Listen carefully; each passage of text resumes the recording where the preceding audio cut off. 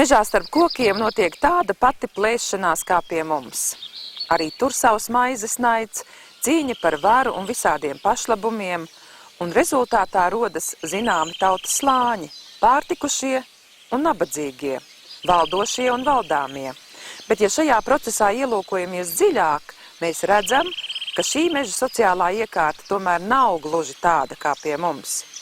Valdošie koki mežā gan apspiež savus tuvākos pilsoņus, bet ar saviem kuplajiem vainagiem tie tos arī aizsargā pret vētrām un citiem nelabvēlīgiem apstākļiem. Un, ja arī tie saņem dažas dzīves priekšrocības uz savu aizsargājumo rēķina, tad vienīgi tik daudz, cik tas nepieciešams, lai uzturētu savus spēkus sekmīgai cīņai par labu visai koku sabiedrībai, visam mežam. Ar šo mācīta mežkopja Krišana Eldera lielisku atziņu saku jums labvakar un aicinu vienu pusstundiņu atkal kopā pabūt meža noskaņās. Ir otrdienas vakars un jūsu uzmanībai Latvijas meža stāsti. Šovakar mēs ielūkosimies tajā vietā, kur kārts meža šūpulītis. Pabūsim Madonas rajona kokaudzētavā Podiņa. Saikavas pusē pie meža īpašnieka Jurija Fīmova ne tikai par viņa jauno eigļu ļaudzi, bet tā no sirds arī par bebriem. 1. tūkstotis noslīgs Sveķos, 2. tūkstotis noslīgs Sveķos, bet 3. koku Pievarē. Par kaitēkli Kubā egļu 8-zobu mizgrauzi. Bet iesāksim ar meža šūpulīti. Te Lubānas novadā kokaudzētavā Podiņi, kas pēc zinātāja vērtējuma ir vieta, kas pārsteidz un pierāda, cik moderni šai ziņā, protams, saimniekot, tiek darīts viss, lai jaunais mežs saņem pilnvērtīgu ceļamaizi visam turpmākajam mūžam.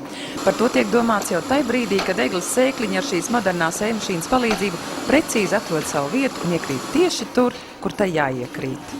Vienmērīgi tiek noblietēta kūdra visās ligzdiņās, ja, tad iespiestas gultiņas, kur atradīsies jaunais stādiņš. Ja, un šajā brīdī mēs redzam jau sēšanas līniju, kur iesēja sēkliņas. Tālāk viņas tiek nomulčētas ar vermikulītu. Kas tas tāds? Tas ir vulkānisko izdeģu produkts, ja, kas nodrošina šo sēkliņu saglabāšanos jau turpmāk atradīsies siltumnīcā, lai neizstarotos mitrums, ja, un atstarotu saules starus. Jā, nu gandrīz tikpat saudzīgi kā ar mazu bērnu, ja? Šeit ir dzimšanas brīdis. Tieši tā, šeit ir dzimšanas brīdis, tālāk viņas aizbrauc uz siltumnīcām, ko varētu nosaukt par bērnu dārzu, ja? Un tālāk jau, kad viņi paaugušies, mēs uz priekšu arī redzēsim siltumnīcā, tad viņi aiziet, tad mēs viņus pārskolojam uz lauka, nu, tad jāsaka, tā ir jau skola, ja, dzīves skola, pirms aizbraukšanas uz lielajiem mežiem, uz dažādiem Latvijas novadiem, nomalēm, kā arī jāsaka arī uz eksportu. Mežs prasa ļoti lielu rūpību no paša sākuma un tālāk ar kopšanu un visu pārējo. Kādreiz laikam bija pavisam citādi tā strādāšana, vai ne? Jā, jo tagad ir modernās tehnoloģijas, tagad jau nevar salīdzināt, kādi bija pirmsākumi, kādas mums bija skolojamās mašīnas, kā mēs sējām, kaļsakņu sākām ar kaļsakņiem. Bet tas mežs bija paklausīgs vienalga, skolojās arī tādā veidā? Arī, jā, nu toties eglītes, viņas augt jau auga, bet nu sakņu sistēma bija, nu tagad, protams, ir pavisam savādāk. Pirmsākumos tā arī bija, tikko, kad ienāca kasetes, tad mēs pildījām ar saviem pirkstiņiem un pēc tam arī sējām, sēkliņas iekšā pildījām un arī vermikulītu pa virsu kaisījām ar rokām. Tiem pirkstiem vajadzēja būt ārkārtīgi jūtīgiem, lai tā sēkliņa trāpa pareizā vietā, lai viņam tas šo... Jā, visādi mums tur gadījās arī pa 3 iebirami, mums bija atļauts 2. Cik daudz mežu cauri jūsu rokām ir izgājis? Vai jūs skaitat arī? Esmu tos miljonus saskaitījusi. Tagad katrā no 76 kasetes ligzdiņām iekrīt precīzi viena sēkliņa. Un tad viss iesētā nākotnes egļu bagātība pulcējas kopā šajā modernajā un šobrīd Latvijā lielākajā siltumnīcā, ko šejienieši paši tā mīļi dēvē par bērnu dārzu. Rūpes, mīlestība, uzmanība, tikai tā šeit var sagaidīt izcilu rezultātu. Šeit atrodas 1 800 mazu stādiņu, kas, teiksim, pēc 2010. gadā jau aizies lielajā dzīvē uz mežiem. Ja. Augšā šai siltumnīcai ir vesela meteoroloģiskā stacija. Ja, kas nodrošina temperatūru šajā lielajā siltumnīcā. Teiksim, viņu nodrošina ar 2 lūkām siltumnīcas augšpusē, kas atrodas katrā Jā, nu, tur katrā pusē, ja. attiecīgi to pēc vēja virzieniem jūs Tieši teicāt. tā, pēc vēja virzieniem, ja, teiksim, vējš ir lielāks, sasniedz, teiksim, iestādīto programmā, ja, kas ir 7 metri sekundē, tad attiecīgā lūka tajā pusē aizvērsies automātiski, vai arī otrādi. Kā arī ir augšā lietus sensors, ja, kas, teiksim, lietus laikā tikko sāksies lietus, tā lūka šīs aizvērsies ciet. Nu, es pieminēju arī par elektrostācijām, nu tad iedomājieties, ja šādā brīdī kaut kur pērkona negaisa laikā mums pazūst, nebūtu elektrības, ja, tad nestrādā ne kompjūteri, ne lūkas, nekas, un pēc tam, ja uzspīd saulīte, tad, teiksim, šo visu lielo skaistumu mēs 20 minūtēs varam pazaudēt. Un tāpēc jums ir 2 elektrostacijas. Tieši tā, 2 elektrostacijas, viena atrodas šeit pie siltumnīcām, ja, šajā sēņu nodaļā, ja, un otra atrodas pie jaunā stādu šķirošanas kompleksa. Mums ir sadarbība ar Augsnes minerālās barošanas institūtu, ja, kas mums veic analīzes šīm skujām, jauno sēnīšu, substrātam, ja, kādas barības vielas veidzīgas, kā arī ūdens analīzes. Ja. Un tad šis ūdens, kas nāk no Aiviekstes vecupes, ir, teiksim, atzīts par ļoti labu meža skuju stādu audzēšanai. Viens no pirmajiem kokaudzētava akciju sabiedrības kokaudzētava podiņi sāka nodarboties ar stādu eksportu uz Skandināvijas valstīm, konkrēti uz Zviedriju. Pirmie stādi tika aizsūtīti 2006. gadā, ja. Tad, nu, tagad jau ir vairāki klienti, sadarbības partneri. Ja, Tas nozīmē, ka laba manta. Tieši tā, atsauksmes ir labas, un šogad, ja nekļūdos, eksportējuši esam 2,6 miljonus egļu stādu uz Skandināviju. Šīm eglītēm vēl jāiet uz poligonu, vēl veselu gadu jāaug atklātā laukā, un tad tikai viņas būs gatavas realizācijai. Uz to brīdi viņas būs sasniegušas 25 centimetri un garākas, ja, ar sakņu kaklu no 4 līdz 5 mm, ja, labu attīstītu sakņu sistēmu, ja, kas ir un sabalansēts tāds attiecības starp saknēm un virszemes daļu, kas nodrošina šo tādu kvalitātu ieaugšanu. Ieaugšanas procents mežā ir 95–98%. Šopavasar meža stādīšanas laikā no podiņiem vien Latvijas mežos nonākuši 4 miljoni stādiņu. Var tikai iztēloties, kas par mežiem tie būs nākotnē. Te mēs esam jau skološanas vietā. Jā, tieši tā. Un šīs eglītes ir izskolotas pirms 5 dienām. Te viņi ir izgājuši pirmajā dzīves skolā, kur viņi norūdās un sasniegs savu realizācijas vecumu. Skolojam ar lānēm tipa mašīnām, un mēs izskolojam 100–120 tūkstoši stādiņu dienā. Kā lūdzu ieskolo eglis stādiņus? Kā tā skološana notiek? Skološana no siltumnīcas šīs kasetītes tiek atvestas uz lauka, un tad ir 5 rindas skolojamās mašīnas, jā, kuras apkalpo mums 10 meitenes. Ja. Mums te arī smējās, ka mums ir 5 skolotājas, ja, kas meitenes, kas liek tos stādiņus karuseļos, tad ir pasniedzējas, tad ir pielabotājs, tad mums traktoris skaitoties dekāds. Profesors jūs? Negribētu uzņemties tik lielu godu. Kā viņi pieņemās gudrībā? Gudrībā tad viņiem tomēr ir jāmāca, jānorūdās, jāiesakņojas, un tad, protams, jāpasniedz viņām ir atkal barības vielas un jālaist ar šo pašu ūdeni, lai viņi labāk apgūtu šīs visas gudrības. Šāds stādiņš, kur jau viņš ir saknītes, ir saņēmušās visriņķī kūdras substrātam, ja, un šīs mazās saknītes viņam veicinās, gribu apgalvot, 2 nedēļu laikā viņi jau būs pieaugušies šeit uz atklāta lauka. Mežā viņš ieauga krietni labāk nekā klasiskais kājasaknis, jo klasiskajiem kājasaknim bija izteikts viena vadošā sakne ar dažām sānu saknēm. Mežā grūti iestādīt mežiniekiem, nav noslēpums, ka dažs labsvēlēts cirvi nocērt tās saknītes, un tad tas stādiņam ir diezgan liels šoks, lai viņš ieaugtu mežā. Ja? Kā nākotne pieder tai tehnoloģijai, kas ir jums? Šī jaunai tehnoloģijai pieder nākotne. Un pēc 2 gadiem, cik liels būs šis mazais šobrīd? Šis mazais stādiņš, es gribētu teikt, ka viņš jau rudenī būs 20 cm garš.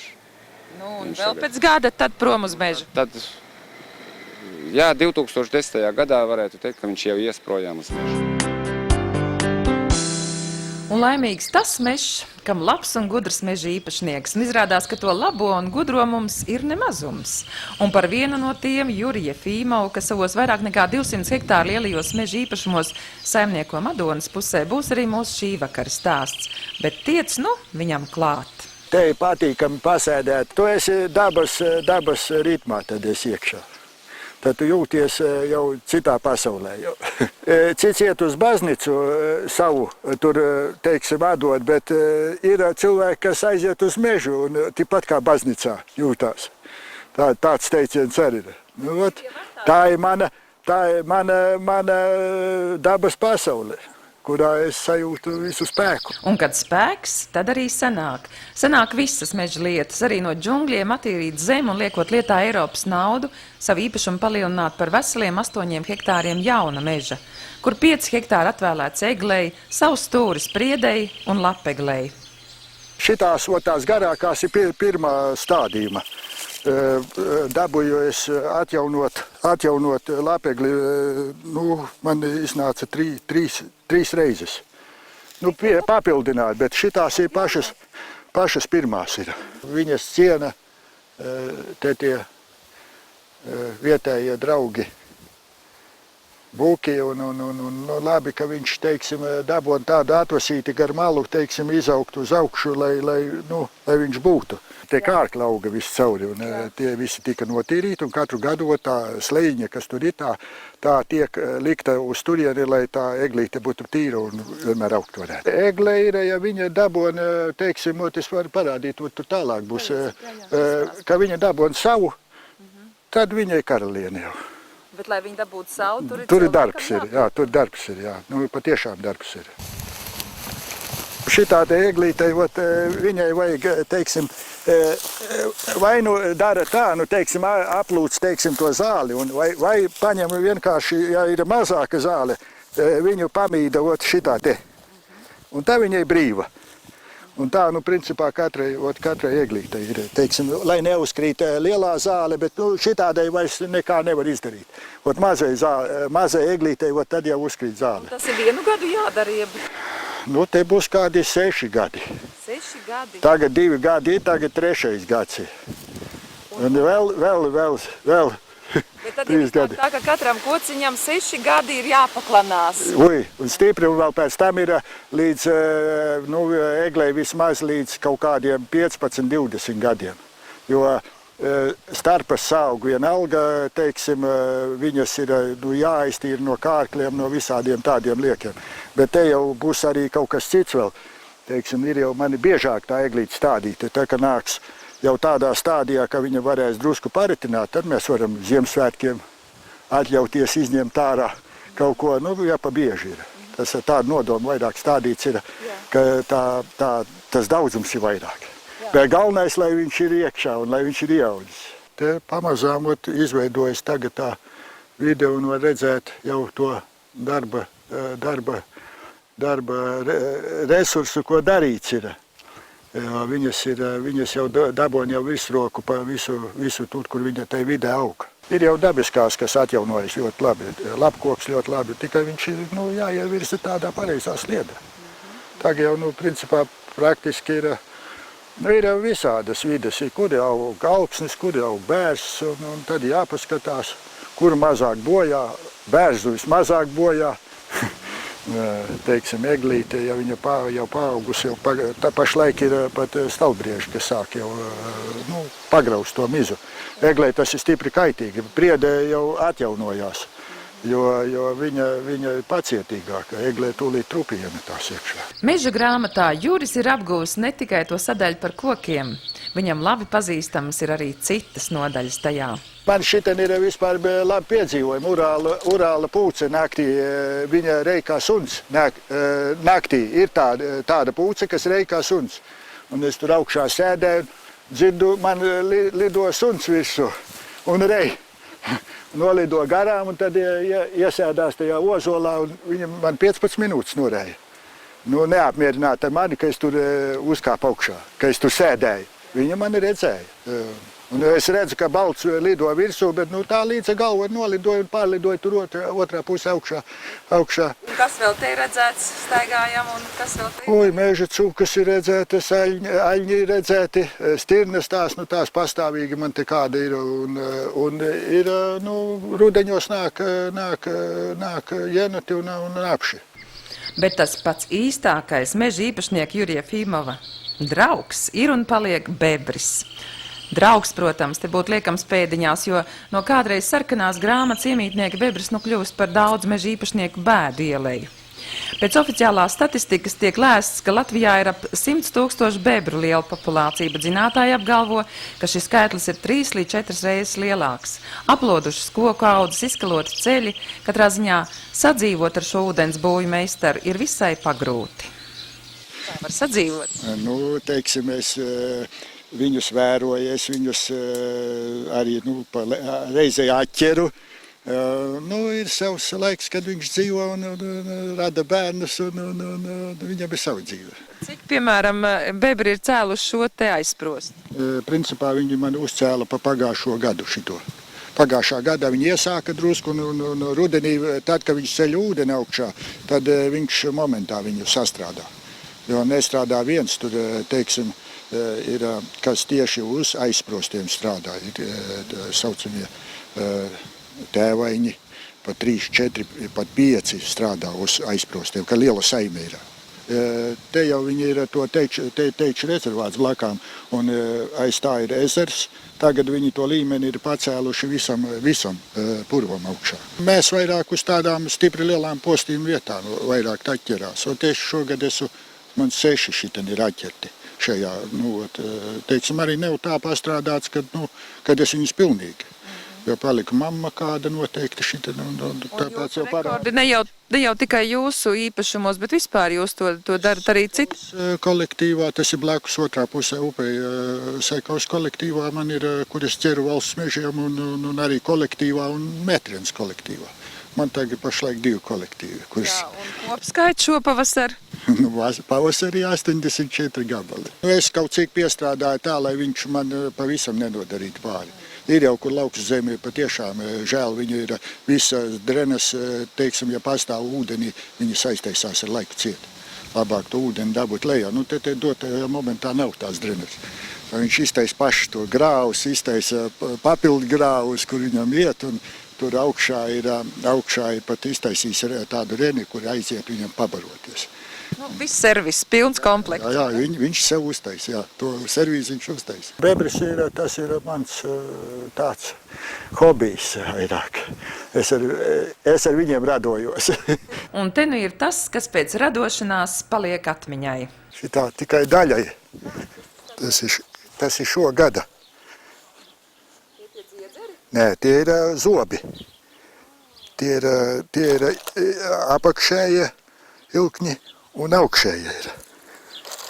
Kur augšējais ir. Te jau ir gan rudi, gan melni. Melnam ir vismaz, melnam ir kaut kādas, arī gandrīz 4 jau tagad krāsas. Jo viņi jau sajiet kopā. It kā man te pieteicās tie mākslinieki, viņi grib galusot, griezt. Un tad taisē tādus, krelles. Jā. Katram savu, man ir doma gan citādāk viņus izmantot, bet es to nestāstīšu. Turpinājumā par meža kaitēkli, kas augumā gan daudz mazāks par bebri, bet tā meža īpašnieka dzīvi, kur tas ir iemitinājies, padara tikpat rūgtu kā tikko baudītais uzlējums. Egļu 8-zobu mizgrauzes. Viņi tā pulcējās, un tad izdomā, šitām kokam brūkam virsū, un tad visi brūk virsū, visi reizē. Un tad, kad tas koks ir pilns, viņš saka, šitais koks ir pilns, te vairāk nelien. Te viņi iet uz blakus koku. Te viņiem tas koks nav, te viņi nāk uz blakus koku, un tāpēc veidojas tāda līgzda. Viņi iepkār visi vienu vietu, paņem vienu koku, visi reizē, tas pilns iet uz blakus koku, tas pilns iet uz vēl vienu, un tāpēc tās līgzdiņas veidojas tāds kompakts. Šeit tēvs ir uztaisījis dzīvoklīti. Viņš to koku ir pavārējis, uztaisījis dzīvoklīti, tad viņš tur saicina tās mammas. Atnāk 2, 3 mammas, un tad taisa tās graužu mammas ejas uz leju stumbram un uz augšu stumbram, un gar malu sadēja olas. Uztais tādas mazus kambarīšus, kuros sadēja olas, kur te viens tēvs laikam ir paslēpies arī. Un pat tām olām šķiļās kāpuriņi, Un to dzīvo daļu kokam, kas atrodās starp mizu un koksni, lūksni saucamo, ēd iekšā. Nu jā, tā diezgan grūti viņus izdabūt ārā, drīzāk viņi paši var sagriezt, nerek, viņš vēl ir, vēl dzīvs. Nu, tas tāds tēvs izskatās tāds mazāks bišku. Mamām jābūt lielām resnām, olas daudz. Viena mamma dēja apmēram 60 olas līdz 60 olām. Nu, un tad tie kāpuriņi perpendikulāri māte sejām, attīstās ņigu ņegu, tās sejas sataisa. Nu, tas koks, protams, pa galam. Nu, te tie brūnie mizas milti, pa kuriem es runāju, kas norāda, ka koks ir pa galam. Kad šādi brūni miltiņi birst pa caurumu ārā, tas kociņš ir pa galam. Kamēr tur sveķis apkārt ap šādu caurumu, tikmēr viņš ir dzīvs. Ja ir balti milti, tas nozīmē, koks jau ir vairāk sen pa galam, un tur ir koksnes izgraužas iekšā, bet tie, kas mūs interesē, ir tie brūnie mizas milti. Te ir caurumiņš, ieskrēja caurumiņš, ieskrēja, un tur pat apakšā būs vabolītis. Nu jā, te ir kopulācijas telpa uztaisītā un jau diezgan gara māte seja. Grūti ticēt, ka tas mazais kukainīts šito viss ir izdarījis. Jā, tas patiešām tas mazais kukainīts, un viņš mums tiešām ir ļoti agresīvs. Ja mēs pastamies uz to kaitēkļu daudzumu, kas mums varbūt pie mums ir, tad jāsaka, ka tāda īsti agresīva, briesmīga kaitēkļa mums ir ļoti, ļoti maz. Nu, uz abu roku pirkstiem saskaitīsim. Agresīvs tas nozīmē tā, ka viņš var nomaitāt dzīvu, nenovājinātu koku. Un šim egļu astoņzobu izgrauzim visa viņa bioloģija ir virzīta uz to, lai nomaitātu dzīvu augošu egli. Pēc tam viņam ar to bioloģiju stipri interesanti. Nu, lai šitādu lielu resnu egli nomaitātu, nu, tur jānes droši vien kaut kādi upuri. Daudz no tiem uzbrucējiem iet bojā. Noslīgs sveķos, tas koks jau pretojās. Nu, katrs jau mēģina izdzīvot. Un ir gadiem, ka tas uzbrukums tiek atsists, koks sasveķo, un tas mizgauži noslīgs lielā skaitā un beigās nepievar to egli. Bet, ja to mizgauži ir ļoti daudz, nu, tad tas liktenis viņam ir izšķirts. Un kā tad tas notiek? It kā liekas, daudz mizgauži aiziet bojā, nu, tad varbūt viņi mazāk paliek un nekaitēs, bet, kā jau teicu, tā visa viņa bioloģija ir virzīta uz to, lai izdzīvot un izdarīt lielāku skādi, ja mūsu viedokļa lielāku skādi, varbūt dabai tā nav tik liela skāde. Tad, lūk, kokiem uzbruk tikai un vienīgi tēviņi. Vīrieši ir tie, kas metās cīņā un dara smago darbu. Mammas gaida pie visa gatava. Noslīkst 1000 vīriešu, 1000 tēviņu, 3. varbūt aiziet bojā, nu tad 4. to koku pievārē, un tas koks beigās ir uzvarēts. Un tad mammas nāk pie visa gatava. Nu, tā kā tēvi olas nedēja, tad populācija jau nekāda zaudējuma nav. Tiem atlikušajiem vīriešu gabaliem vairāk prieka, vairāk meitenes un populācijai nekāda zaudējuma. Cik ilgā laikā viņi no šīs veselās eglis, veselo egli padara šādu? Viņi padara ļoti ātri. Kokam ir 2 stāvokļi, dzīvs un beigts. Ja mizgrauzs ir iekšā, to var redzēt. Vēlāk pameklēsim, atradīsim kādas eglis, kur sāk miltiņi birst pa tiem caurumiņiem, kur tie mizgrauži iegājuši iekšā, birst miltiņi. Tā egli jau ir beigta. Vainags viss ir zaļš, miza visa klāt, bet koks jau ir beigts, viņš to nezina. Viņš ir neglābiem beigts. Tad vēl ir bijuši tā, kad īpašnieki zvana un prasa, ko lai es daru, kā lai es savu koku glābju. Visas skujas vēl ir zaļas, viņš noteikti vēl ir dzīvs, tikai mizu nav virsū. Tā sāpe ir dubultā, jo viena lieta, ja tas koks ir nokalts, viņu varbūt varētu kā materiālu izmantot, bet mizgraudzis atkal, kā jau teicu, to savu bioloģiju pielāgojas koku nomaitāšanai, un viņam ir, tā teikt, tandems ar vienu sēni, viņš nes uz muguras sēņu sporas, zilējuma sēne, speciāla sēne, tikko tas mizgraužu vabolīte laižās stumbrā iekšā, tā sēne tiek palaista stumbrā iekšā, viņa aiziet pa stumbra aplievi, savas visas sēņotne visi izplešās un traucē ūdens padevi. Tikko tā ūdens padevi traucēta, tā kokam ir daudz grūtāk cīnīties ar to mizgrauzi, viņš nevar ražot sveķus tik efektīvi un līdz ar to viņš tiek vieglāk nomaitāts. Tas koks nokalst, tad aiziet bojā un ļoti ātri zilējums parādās un līdz ar to tirgus vērtība ir ļoti, ļoti zemē un viņi to pārdot var par ļoti zemu cenu. Lai gan īstenībā mehāniskās īpašības koks nezaudē. Man personīgi kūts ir uzcelts no mizgraužu apēstām eglēm, nekāda vaina, stāv jau vairākus 10 gadus. Lai gan atkal ir piemērs, paņem sazilējuši dēlīti, smuki nopulē, nolako un pārdod kā dekoratīvu elementu. Tas, ko būtu jādara, ja mežā ir daudz to mizgraužu, redz, ka tās svaigi invadētās egles ir daudz, mēs esam pielāgojuši meža likumus, pareizāk sakot, koku ciršanas noteikumus. Un tur ir pieļaujams, ja mizgrauzes ir tajā audzē vienmērīgi un daudz vairāk kā 20%, tad kritisko šķērslākumu reizina ar 1,5. Tas nozīmē tā, ja pie kritiskā šķērslākuma audze cētam sanitārajā kalcitē, drīkst cirst sanitārajā kalcitē, tad ja mēs to šķērslākumu reizinām ar 1,5, mēs arī diezgan pilnu audzi, ja viņā ir mizgauši, drīkstam nocirst sanitārajā kalcitē, un tas būtu jādara, jo tad mēs tos mizgaušus izvedam ārā lielā skaitā materiālu, tātad materiālas vērtības kaut kādas izglābjam vēl un labumu vedam liekam sladus pēc tam iekšā un mēs ar tiem izgaužiem varam kaut kādā veidā cīnīties. Mēs šobrīd esam Nacionālā parka teritorijā. Ja mans īpašums ir turēstās stigas, kā es varu cīnīties? Tas ir diezgan nejauki, jo, protams, izgauzim nav robežas, tur rezervāts vai nav rezervāts. Ja tam meža īpašniekam vidū būs tas meža nogabals, viņš cietīs tāpatās. Un materiālie zaudējumi būs. Vienīgais, ko es varu ieteikt, valstī vajadzētu padomāt, kā kompensēt šo zaudējumus. Vajadzētu tam pašam Gaujas Nacionālajam parkam padomāt par kompensāciju mehānismu privātiem meža īpašniekiem, kuriem tā koksne ir bojā. Lai gan es saprotu, ka mazs meža īpašnieks nav nekāds cīnītājs tiesās pret valsti, bet viņam ir viennozīmīgi nodarīt materiālie zaudējumi. Šī ir viena no tām vietām, kur mēs ar tiem izgaužiem kaut kādā veidā mēģinām arī cīnīties. Šis ir tas mūsu poligons pret viņiem. Bet par to, kas notiek šajā poligonā un arī par to, kā cīnīties pret astoņzobu mizgrauzi, turpināsim arī nākamās otrdienas meža stāstos. Paldies, ka skatījāties! Uz tikšanos!